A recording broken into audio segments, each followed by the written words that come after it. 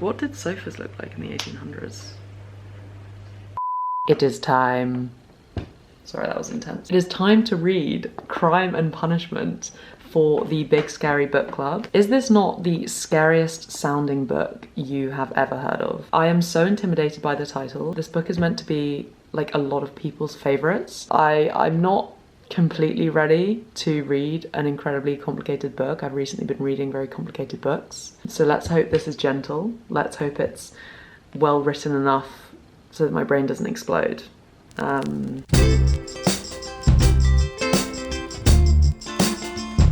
I believe it's about a murder committed by a recent graduate, and it just kind of follows him and goes into like quite deep questions because he doesn't regret the murder. Let's look at the back actually. A novel of great physical and psychological tension. Sinister. Moments of wild humour. What does that mean? I guess we'll find out. Interesting, I didn't know this. So the author's own harrowing experiences mark the novel because he himself had undergone interrogation and trial and was condemned to death. Okay, that's added a really curious element. Anyway, I like to go into books relatively blind, so I don't really have much else to tell you other than the fact that I'm gonna vlog my experience. You should come along with me, and then I'll talk about it. I'll talk about what I think of the book. I will see you in maybe 10 pages, 50 pages. We'll do a little check-in and then we'll go from there.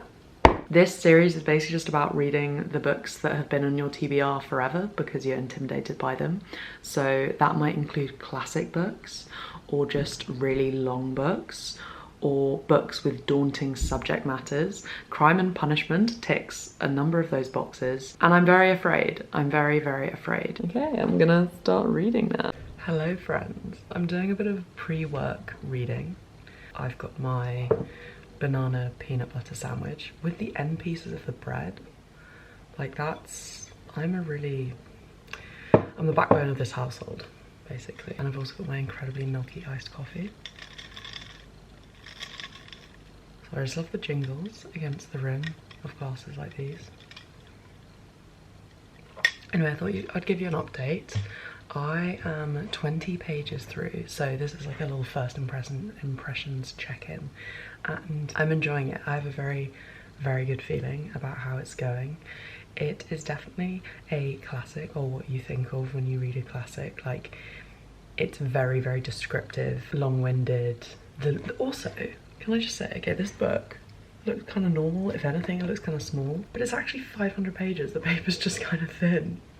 536 pages. Look how small the font is. It's gonna be a slog in that sense. I feel like to be feeling this into it, 20 pages in, is a really, really good sign. In terms of language, I'm also really pleasantly surprised. It doesn't feel like my brain's gonna explode. And sometimes when you read a big scary book, it feels like your brain's gonna explode. Anyway, I will see you in a bit.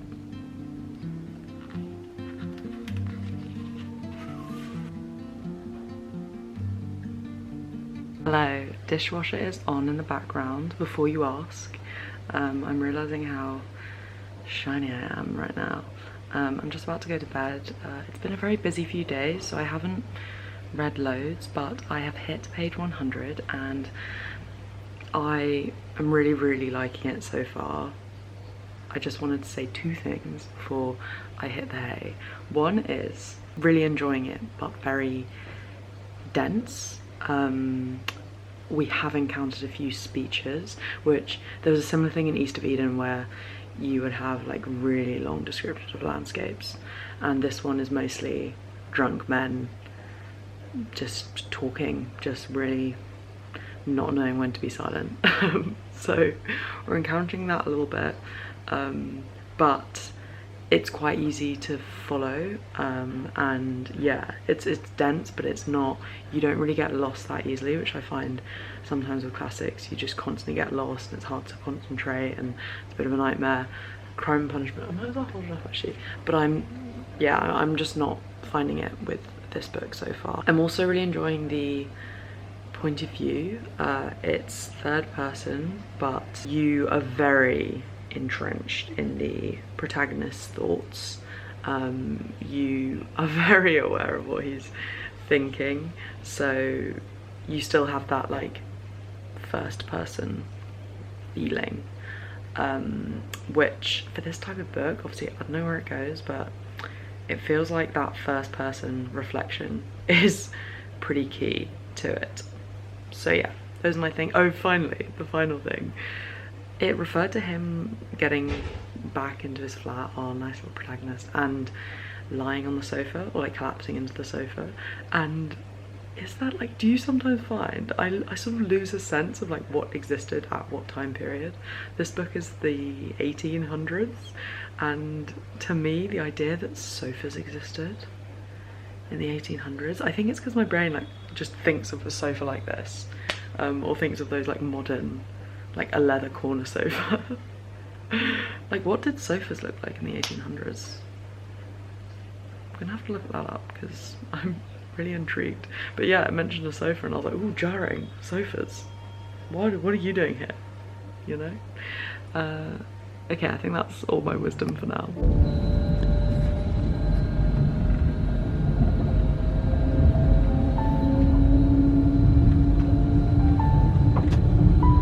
We have reached the exact halfway point of this big scary book on page 264. Yes, page 264, and I'm still really enjoying it. I thought I would share with you some of my specific thoughts. I think overall what I'm really enjoying is how lots of the stuff, like there are really clear modern equivalents, and reading a book that is that bit older and finding stuff that you relate to, or finding stuff that is just like an old-timey way of describing something that we now like know exists in pop culture, it's just fun. It adds a little bit of spice. This book is incredibly gory. I don't know whether I'm just because I don't really like gore, so maybe I'm a bit sensitive, but it's pretty grim, it's pretty gory. I think part of that is very intentional. It's meant to be describing a slightly rough, like hard existence in St. Petersburg. Lots of the characters are very, very poor. Our main character is very poor, and so it's really getting across this very depressing way of life incredibly well. But some of that is just in the form of extreme gore. I'm fine with it though. Usually I'm a bit of a wuss with stuff like this, but it's really adding to the story, and it's such an important part of the story that I'm kind of rolling with it. And I am cringing a little bit, but I think that's kind of the point. Another one that made me think of like modern culture is, so we have our protagonist. I can't remember how much of the story I've talked to you about, but we have our protagonist. He quite early on in the book murders someone, and the book basically follows the aftermath of that murder. He is a law student who has recently kind of dropped out, taken a bit of a break, and he's also suffering from, he's quite unwell. He's feverish, but it's also meant to be a kind of mental health thing as well. So again, that's a really interesting thing to see spoken about in this book, like especially with our modern understanding and just the modern way that we talk about mental health. I'm finding it just like really cool reading about it from that perspective. So you have this law student, he has one main friend, and this main friend, he's such a funny character. He's a kind of fellow student. He's got this like chaotic energy about him. And there's this one scene where he meets someone for the first time and really fancies her, but he's quite drunk, and he just massively embarrasses himself while drunk, and you end up with this funny like series of paragraphs that are basically the classic book equivalent of someone just being like, I love you, man, like I love you so much, and being really just verbal diarrhea because you've drunk too much alcohol. And again, that's just like a funny little modern, like old version of a modern thing that we know exists, that I found quite funny. Quite interesting, while he's committing the murder and very soon after, I was describing how we have this really clear It's third person, but you're really in his head a lot. And now people are investigating the murder and we're looking more into the aftermath. We've pulled away from his point of view, which has created a really great tension, because although we still see moments of his point of view, we're also seeing other people's point of views. So there's a lot of stuff that, you know, certain characters know and others aren't aware of, and you as the reader are made aware of like all of these imbalances in knowledge and all of these gaps. And it's really great for tension building. I'm also really liking the structure of a book where like the massive thing happens really early on and you're kind of investigating the aftermath. Especially this book, Crime and Punishment, it's all about this crime and it's pretty kind of philosophical. And what really helps that, and what you're starting to see, especially at this like midpoint in the book, we've reached this climax where, because the murderer is a law student, or like a former law student, he has law friends that then know other law people. So you're getting these really interesting discussions about law that are very natural, but that are happening between characters. And those, to be fair, are, you need to concentrate, but again, I'm not finding it's not hard to follow. It just requires a bit of focus, but the actual conclusions that are being drawn and stuff, like, it is actually quite clear as to how these conclusions are being reached, and where certain comments are coming from. And so yeah, that is probably a note. Like, it's not an easy read by any means, but it's also not confusing. You just need to like have your brain in gear a little bit. One other thing though before I go is that I was warned before I read this book that there are loads of names. Everyone has multiple names, and I am noticing that that's the case, but because of context and because of how the book's written, I'm not finding it too hard to follow who they're talking about. Like, it is quite, I found at no point it's not clear. It's pretty clear who they're talking about, but even just knowing that people get referred to by multiple names has been really useful. But I haven't found that like as challenging as I was worried it would be. Like, I haven't had to keep notes or anything of the multiple names. I've just been able to kind of pick it up with context. I can see maybe other books you want to keep notes, maybe this book you want to keep notes as well, but because like structurally the book's very sound, it's generally pretty obvious like who they're talking about. I think that's it for now. I don't know when I'm gonna next check in, maybe towards the end, to be honest. Page 350, and I have one thing to say, and that is I think we need to bring back spelling out laughter in books. The number of times this book had, like, I've read the words written out that are he with exclamation marks, like separate, each he was separate. It keeps happening and I'm just loving it. It's such a strange thing and I don't understand why we don't do it anymore. It was so much fun. So yeah, if you're an author, just keep that in mind. Hi, sorry, the washing machine is on in the background. When is it not at this point? I feel like the washing machine is a bit of a main character in quite a few of my videos, but anyway, I am into the last 100 pages. So I think I'm on 433 and this edition has 526 and I'm really excited. I've really enjoyed it so far. What other comments do I have for you? My main thought, because I'm very anti-long books, as in past a certain point, I feel like so many books that are long just like could have been edited better and just didn't need to be that long. This book, the length feels appropriate. I feel like a lot of the storylines, instead of just feeling like they're filler, they help provide a wider context and it's very obvious and they help create that atmosphere. The depiction of St. Petersburg and just like the kind of poverty in general, and I mean it's not showing St. Petersburg in a great light, I will not lie, but it's so vivid and it's really like, I'm so captivated by these scenes, and yes, there's the occasional classic book really long descriptive paragraph, but it's worth it. Like, it's necessary and it's worth it. And yeah, I'm happy. I feel like there's still a lot that is yet to be revealed in these next 100 pages. I'm excited to see how the storylines merge together. One thing I do find really funny about older books is how the timelines around like people falling in love and people fancying one another.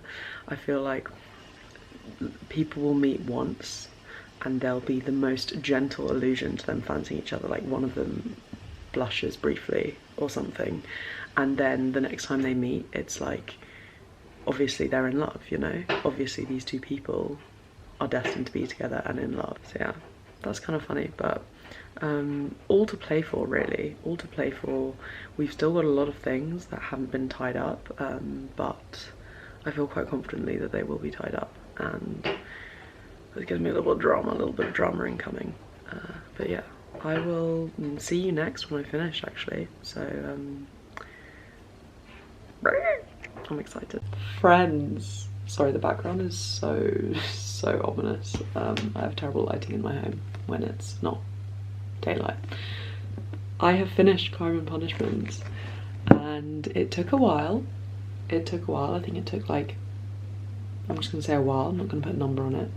But we aren't surprised because there are some pages that just have no, like they're all one paragraph. Like a paragraph lasts several pages, and there is something so scary about those pages. But as we know, this is a Big Scary Book Club book, and so the question is, was this book as scary as I thought it would be? Was it worth it? Yes, I don't know why. I don't know why I'm pausing. This book was really, really incredible. So rich and compelling, and there's this crazy tension that really keeps you reading.